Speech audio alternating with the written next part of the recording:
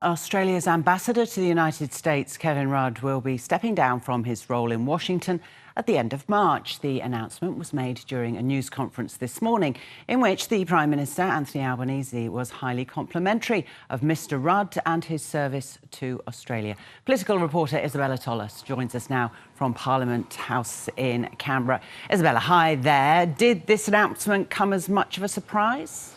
Good morning, Lorna. Yes, it did, and that's largely because it comes a year earlier than we expected. Kevin Rudd, Australia's ambassador to the US, has announced that he will be stepping down from his role in Washington on March 31st, at the end of March. It comes a year before he was scheduled to wrap up his tenure. The Prime Minister says that Kevin Rudd has taken up a new position as Global President of the Asia Society. In a statement, Mr Rudd said that he will stay in America, working between New York City and Washington, D.C., working on the future of the US and China's relations. He says that's an area that he's particularly passionate about and looks forward to working in that area. The Prime Minister, along with Foreign Minister Penny Wong, were very complimentary of Kevin Rudd and his tenure as ambassador. The Prime Minister credited Rudd with securing full presidential endorsement of the AUKUS agreement between both President Biden and President Trump. He's credited him for securing the multi-billion-dollar critical minerals deal that was signed in October last year during Anthony Albanese's visit to the US. And he also credited Mr Rudd for his role in bringing Julian Assange back home to Australia. Here's what the Prime Minister had to say just a little bit earlier. On behalf of our nation, we thank Kevin for his service to Australia and for taking forward Australia's interests with our closest security ally. It has been a complex area that has seen a change of presidency.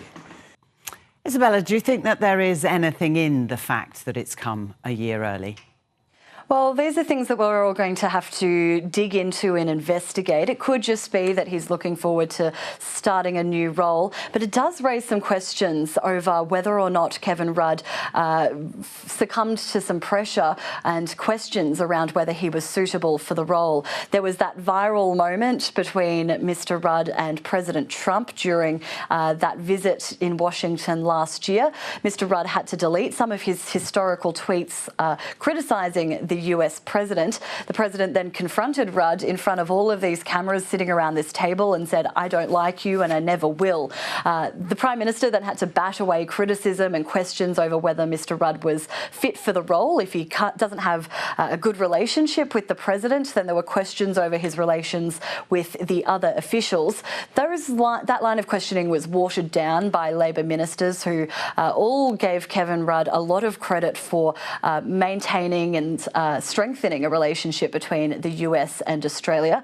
But there are, of course, questions raised. There has also not been a successor announced yet. The Prime Minister says that one will be announced in due course. But the Coalition says that a lack of successor being announced sends a message that this was not thought through and ready and that it raises serious concerns.